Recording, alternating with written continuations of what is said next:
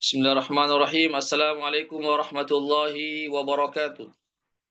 Alhamdulillahi wahda wassalatu wassalamu ala man la nabiyya ba'dah wa ala alihi wa sahbihi wa man wala amma ba'd. Ikhwatal Islam, azakumullah, para peserta kajian akidah yang dirahmati Allah. Pertama-tama kita senantiasa memuji Allah Subhanahu wa taala dan bersyukur kepadanya atas segala limpahan rahmat dan hidayahnya sehingga pada pagi hari ini kita dapat bersua kembali di ruang Zoom dalam program kajian akidah. Salawat dan salam senantiasa tercurahkan kepada junjungan kita Nabiullah Muhammad sallallahu alaihi wasallam beserta keluarga dan para sahabatnya, para pengikutnya yang tetap setia berpegang teguh kepada sunnah-sunnah beliau dan para sahabatnya hingga hari kiamat kelak. Amin ya rabbal alamin. Ikhwatal Islam rahimakumullah, kita masih mengkaji kitab atau membahas kitab Al-Qaulul Mufid fi Syarhi Kitab Tauhid. Kitab yang ditulis oleh Syekh Al-Allamah Muhammad bin Shalih Al-Utsaimin rahimahullahu taala, yang merupakan kitab penjelasan dari sebuah kitab yang berjudul Kitab Tauhid yang ditulis oleh Syekh Al-Imam Muhammad bin Abdul Wahhab rahimahullahu taala. Sekarang kita sampai pada bab syafaat. Bab syafaat. Syafaat ini bab tentang syafaat, pemberian pertolongan ya pada hari akhirat kelak. Ya. Jadi bab syafaat ini juga masuk dalam kajian akidah ya. Karena kenapa?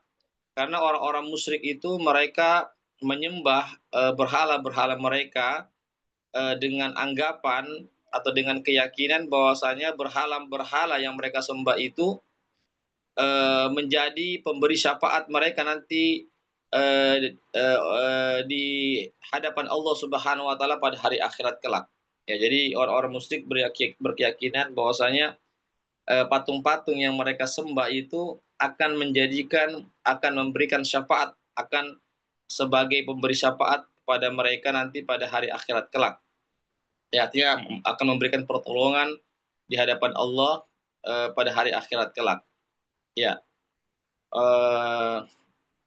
Namun mereka sangkaan-sangkaan mereka ini atau keyakinan-keyakinan mereka ini tidak diterima. Karena apa? Karena mereka telah melakukan kesyirikan kepada Allah melalui ibadah-ibadah yang mereka lakukan, yaitu doa, ya, mereka sujud di situ, rukuk di situ, mereka menyembelih di situ, ya, menyembelih hewan di sisi berhala itu, mempersembahkan persembahan hewan-hewan sembelian kepada berhala-berhala itu.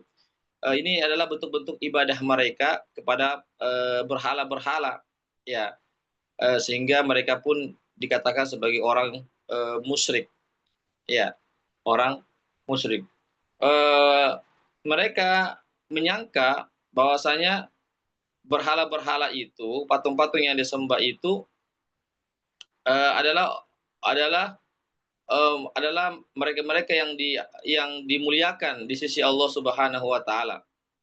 Ya, adalah orang-orang yang dimuliakan di sisi Allah Subhanahu wa, ya, atau mereka menyangka bahwasanya orang-orang musyrik itu adalah orang-orang yang mengagungkan, ya, mengagungkan Allah, ya, mengagungkan Allah Subhanahu wa taala melalui perantara dari berhala-berhala itu.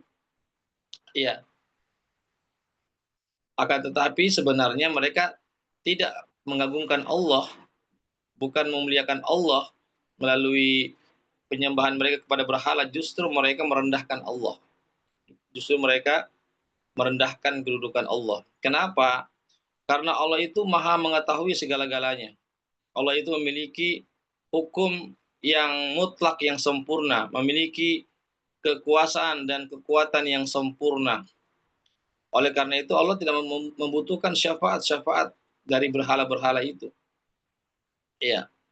Jadi ketika seseorang menjadikan berhala itu sebagai perantara, ya, antara dia dengan Allah, justru sebenarnya mereka itu bukan mengagungkan Allah melalui perantara tersebut, justru merendahkan Allah. Karena Allah Subhanahu wa taala ya yaf'alu may yasha. Allah Subhanahu wa taala itu mengerjakan apa yang Dia kehendaki. Ya, dan keputusan Allah tidak ada yang bisa ubah, dan Allah Subhanahu wa taala berkuasa atas segala-galanya. Ya, sehingga Allah Subhanahu wa taala tidak membutuhkan syafaat-syafaat daripada makhluknya.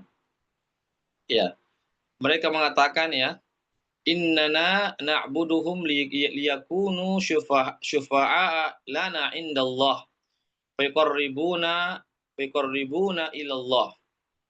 Ya, mereka mengatakan ya, orang-orang musyrik mengatakan ya, yaitu apa namanya, khususnya di kota Mekah pada saat itu di zaman Rasulullah SAW, ketika mereka diajak untuk oleh Nabi untuk beribadah hanya kepada Allah, menyembah hanya kepada Allah, meminta hanya kepada Allah, meminta pertolongan hanya kepada Allah, tanpa adanya perantara-perantara antara mereka dengan Allah.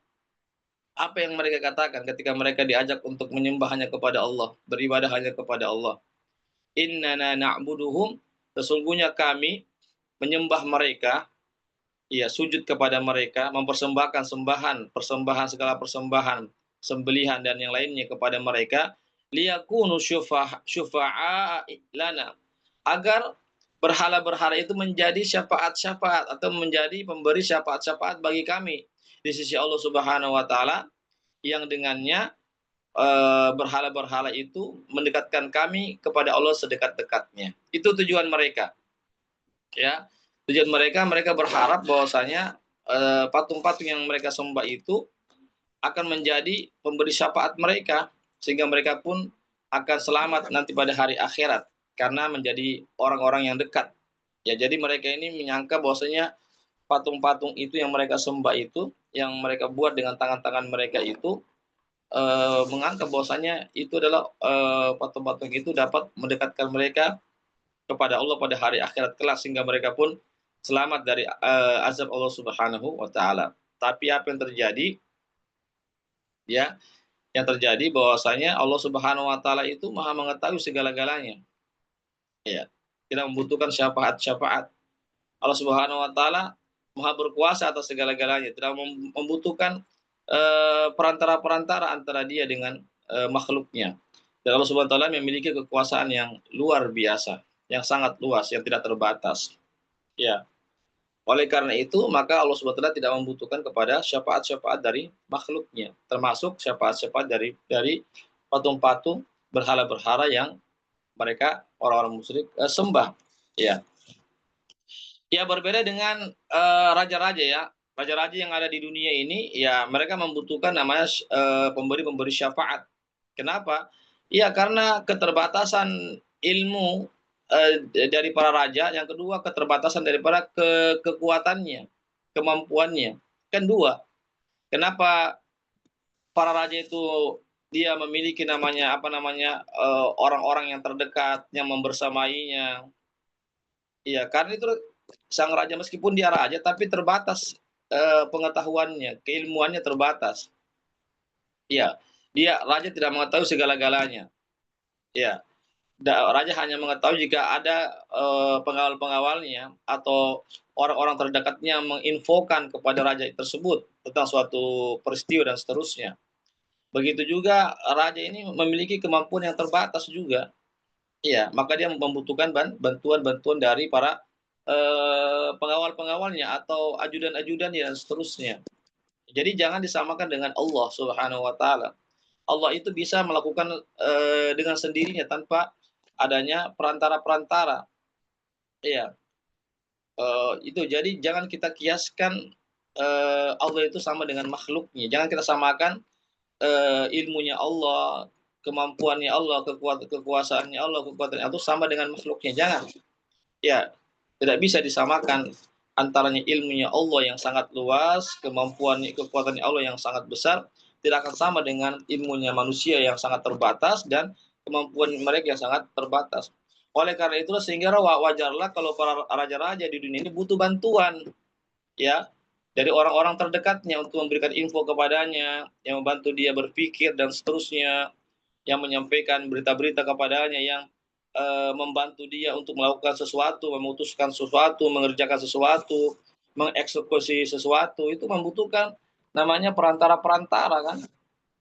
Iya, orang-orang yang ada itu tadi, karena faktor tadi itu, raja ilmunya sedikit ya, kemudian kemampuannya juga terbatas ya. Ikhwatal Islam, a'azakumullah. Iya, itu ya.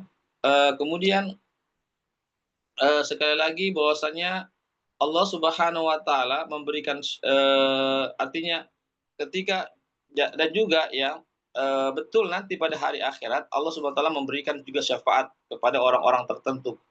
Ya, tapi sekali lagi pemberian syafaat Allah sangatlah tidak sama dengan pemberian syafaat raja kepada ya kepada orang-orang yang ada di dekatnya. Ya, jika Allah memberikan syafaat nanti pada hari akhirat kelak, maka itu harus ada izin dari Allah. Ya, tidak semua eh, manusia ya atau makhluknya, termasuk manusia yang bisa memberikan syafaat nanti kecuali dengan izin Allah. Ya, beda dengan apa namanya, pemberi syafaat yang dimiliki oleh raja. Itu bisa saja pemberi syafaat itu langsung memberikan syafaat tanpa sepengetahuan, tanpa izin dari sang raja itu. Iya, tapi Allah Subhanahu wa taala tidak. Iya. Seperti contoh misalnya nabi nanti diberikan hak untuk memberikan syafaat kepada umatnya misalnya, atau kepada seluruh umat manusia pada saat itu. Ya, di padang mahsyar nanti. Tapi nabi tidak langsung memberikan syafaat, syafaatnya pertolongan ya, untuk menghadapi apa kondisi yang mereka hadapi manusia pada saat itu. Nabi tidak langsung bisa memberikan pertolongan atau syafaat. Eh, Nabi tidak bisa langsung menjadi perantara antara mereka dengan Allah Subhanahu wa taala untuk dihilangkan segala kesusahan pada saat itu. Tetapi Nabi ketika itu Nabi meminta izin kepada Allah.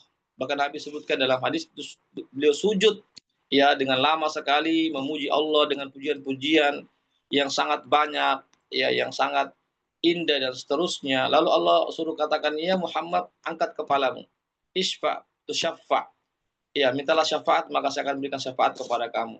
Ya, berarti Nabi, meskipun Nabi ini adalah seorang utusan Allah, kekasih Allah, ya pemimpin para nabi dan rasul, tapi Nabi tidak bisa langsung memberikan syafaat kepada manusia pada saat itu di padang mahsyar.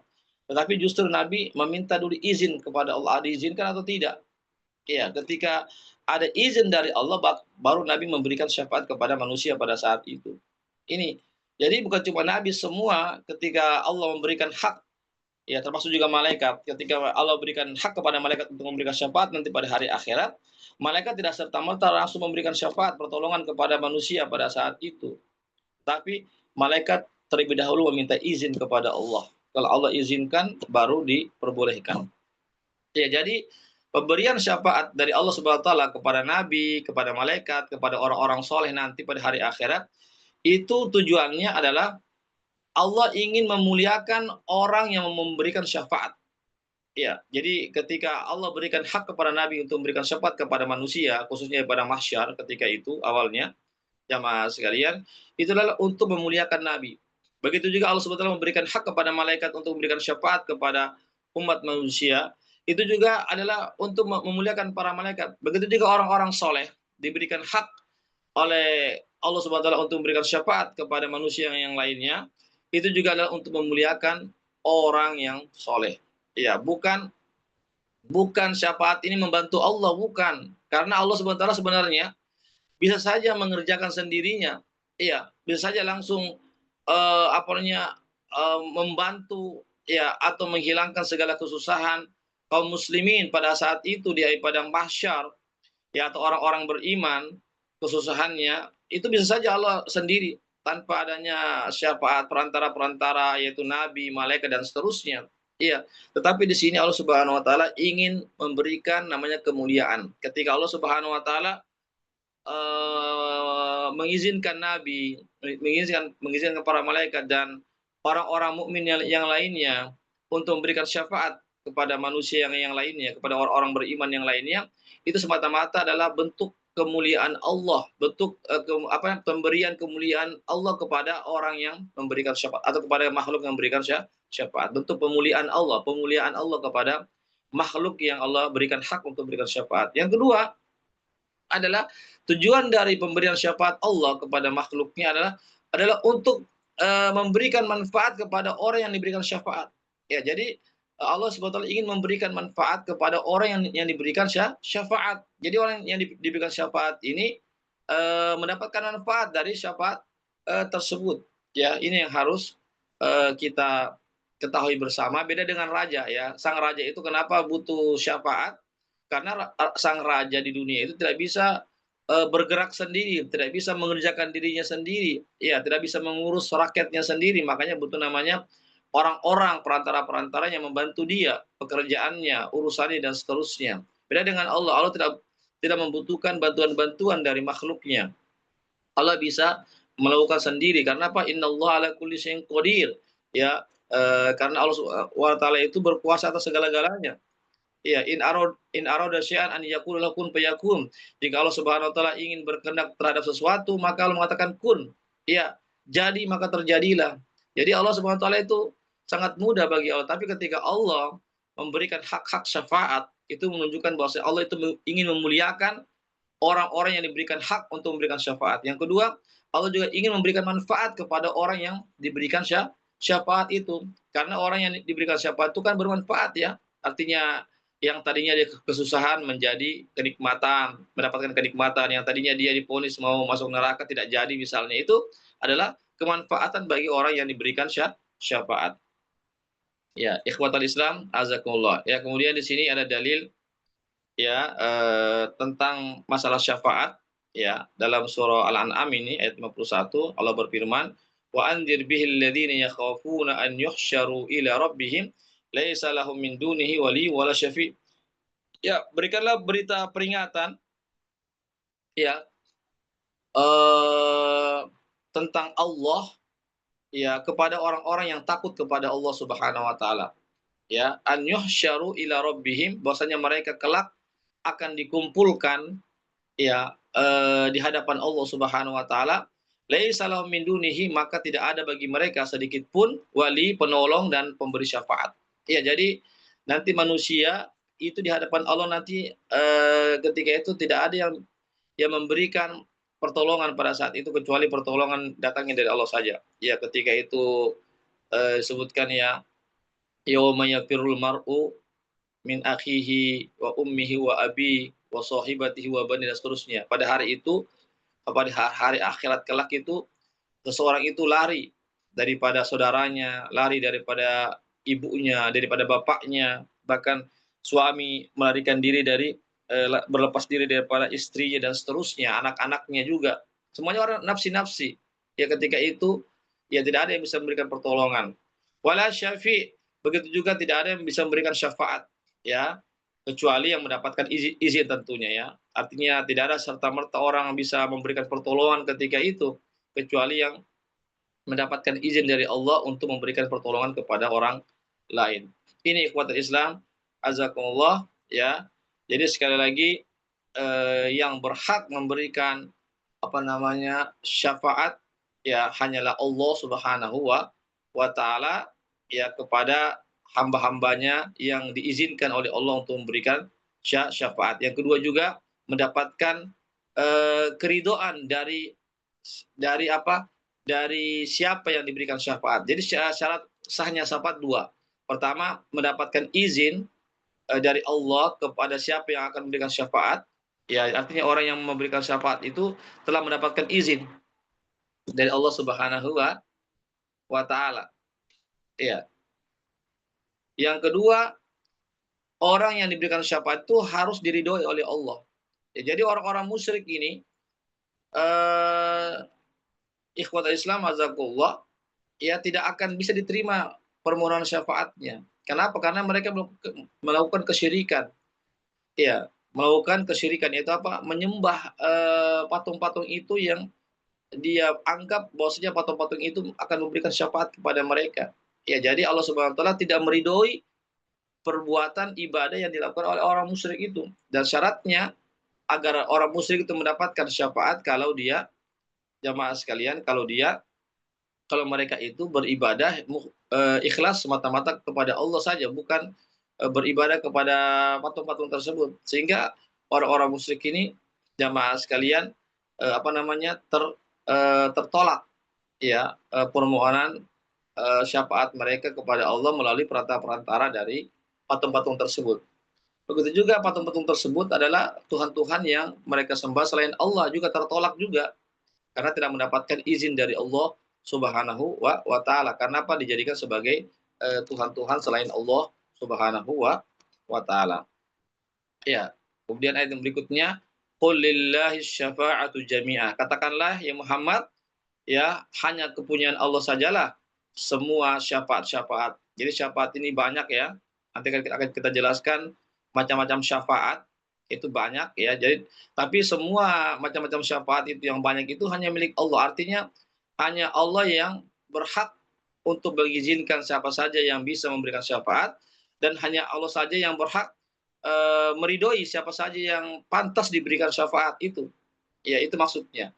Ya, di sini disebutkan dalam kitab ini, ikhwatul Islam azakumullah, para ulama membagi syafaat menjadi dua bagian besar. Ada syafaat yang khusus diberikan kepada Nabi, ada syafaat yang umum yang diberikan kepada selain Nabi saja. Ya, selain bukan hanya kepada Nabi tapi kepada yang selainnya.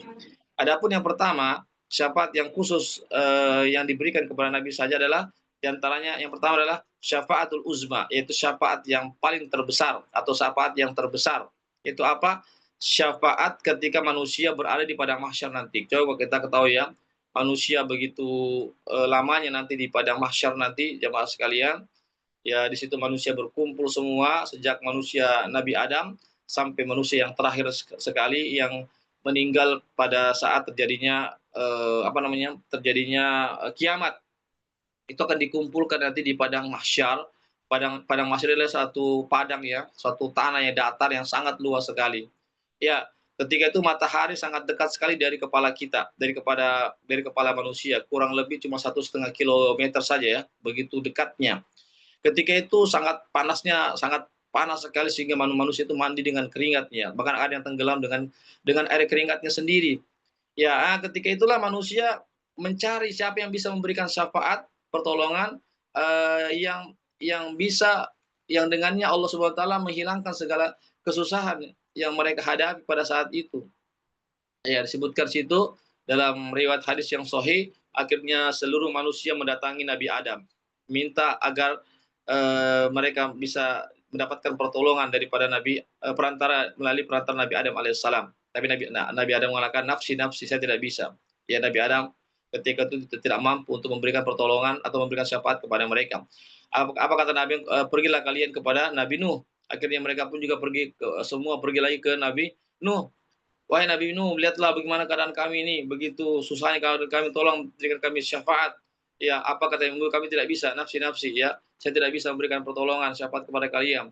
Pergilah kalian kepada Nabi Ibrahim. Akhirnya mereka pun pergi lagi kepada Nabi Ibrahim yang menyampaikan juga keluhannya, masalah yang dihadapi. Apa kata Ibrahim? Nafsi-nafsi. Sendiri-sendiri saya juga tidak bisa memberikan syafaat kepada kalian. Pergilah kalian kepada Nabi Musa. Pergi lagi mereka kepada Nabi Musa. Ya, begitu juga Nabi Musa juga mengatakan saya tidak bisa juga. Pergilah kalian kepada Nabi Isa. Pergi lagi mereka kepada Nabi Isa. Begitu juga Nabi Isa, saya juga tidak bisa. Lalu Nabi Isa pun mengarahkan kepada Nabi kita Muhammad SAW. Maka pergilah manusia bertemu dengan Nabi Muhammad. Di sanalah mereka meminta kepada Nabi Muhammad berikan syafaat pertolongan. Ya, akhirnya Nabi Muhammad mengatakan iya, saya akan memberikan pertolongan. Tapi beliau pun akhirnya menuju kepada Allah di bawah aras itu disebutkan, beliau pun sujud ya ketika itu dengan sujud yang sangat lama sekali memuji Allah dengan segala puji-pujian agar dengannya Nabi diberikan hak untuk memberikan syafaat. Akhirnya apa kata Allah? Ya Muhammad, irfa' ra'sak, angkatlah kepalamu ya, is'al, ya mintalah kepada padaku kamu akan diperkenankan, tu'ta kamu akan diperkenankan permintaanmu. Wasfa tusyaffa, berikanlah pertolongan maka kamu akan diberikan pertolongan. Ya, akhirnya Nabi pun dapat memberikan pertolongan kepada manusia tersebut agar mereka keluar dari kesusahan pada masa pada saat itu. Inilah syafaat yang terbesar yang hanya dimiliki oleh Rasulullah SAW yang tidak diberikan kepada nabi-nabi yang lainnya. Luar biasa. Kemudian syafaat yang kedua yang dikhususkan kepada Nabi di sini disebutkan adalah syafaatnya Nabi kepada penghuni surga yang akan masuk ke dalam surga. Ya, nanti ketika penghuni surga itu sudah ketika orang-orang dapat melintasi jembatan Sirat, lalu mereka berada di depan surga, maka mereka tidak disebutkan pintu surga itu tertutup, tidak bisa langsung dimasuki. Nanti bisa dimasuki nanti setelah Nabi yang memberikan syafaat kepada orang-orang tersebut baru bisa masuk ke dalam surga tersebut.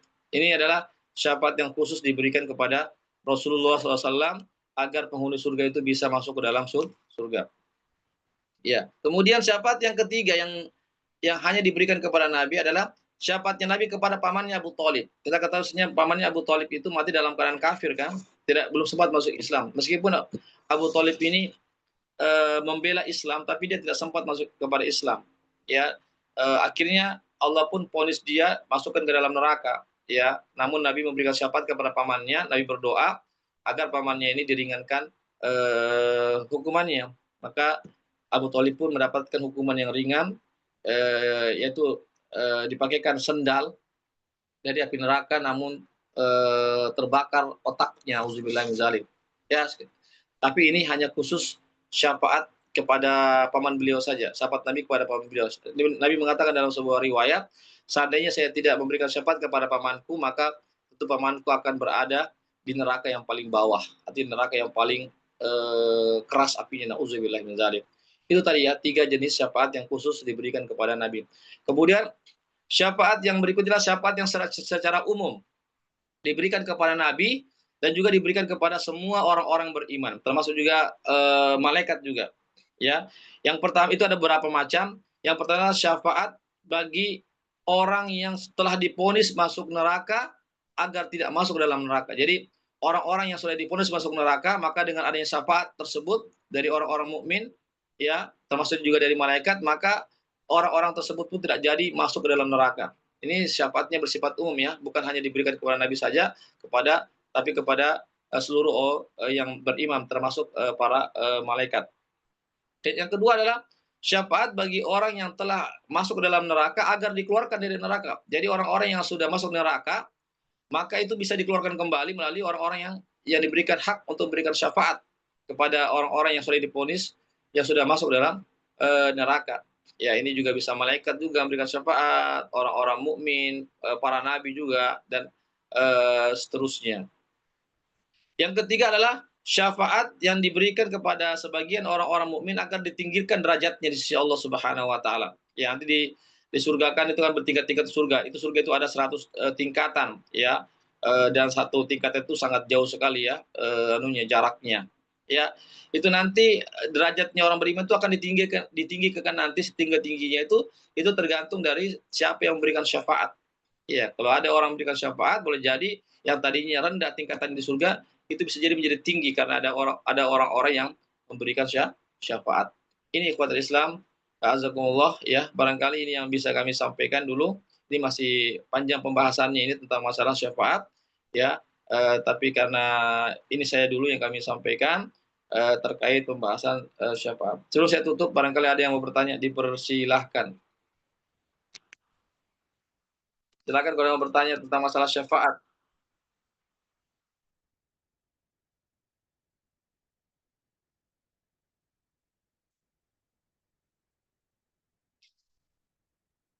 Ya, baiklah kalau tidak ada yang bertanya ya tentang masalah syafaat, ya, insya Allah kita akan sambung lagi nanti di pekan depan. Jadi intinya syafaat itu harus mendapatkan izin dari Allah. Ya, tentu Allah mengizinkan, tidak semua Allah mengizinkan. Hanya Allah yang izinkan siapa? Nabi, ya Rasulullah SAW diizinkan tentunya, para nabi-nabi yang lainnya, para rasul yang lainnya tentu mendapatkan izin dari Allah.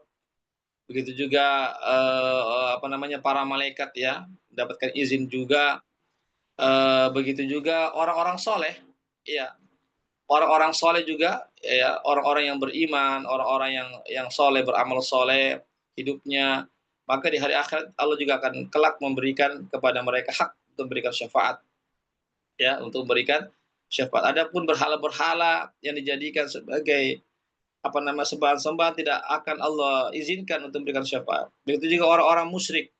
Orang-orang musyrik yang meninggal dalam kesyirikannya, orang-orang kafir, ya, yang meninggal dalam kekafirannya tidak mungkin Allah memberikan syafaat kepada mereka. Karena apa? Karena mereka tidak diridhoi oleh Allah Subhanahu wa taala. Karena apa? Karena perbuatannya yang syirik, yang kafir kepada Allah selama di dunia.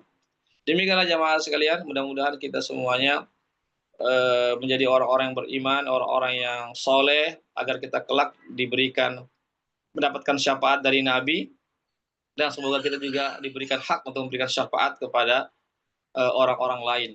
Jamaah sekalian tahu kepada orang-orang lain itu orang-orang yang Muslim, orang-orang yang beriman, orang-orang yang mengikuti sunnah Rasulullah Shallallahu Alaihi Wasallam. Demikianlah apa yang bisa kami sampaikan. Mohon maaf atas segala kekurangannya. Yang benar datangnya dari Allah saja, yang khilaf yang salah dari kami. Kami akhiri, kami ucapkan jazakumullah khairan katsiran kepada para peserta yang sudah hadir terus membersamai kami dalam kajian-kajian kami, khususnya dalam kajian pagi hari ini. Dan kami juga mengucapkan jazakumullah khairan katsiran kepada donatur yang sudah berpartisipasi terlaksananya kegiatan kali ini. Kami akhiri dengan membaca doa penutup majelis. Subhanakallahumma wa bihamdik, asyhadu an la ilaha illa anta, astaghfiruka wa atubu ilaik. Wassalamualaikum warahmatullahi wabarakatuh. Waalaikumsalam warahmatullahi wabarakatuh. Syukran, jazakallah. Afwan, wa iyyakum wa fiik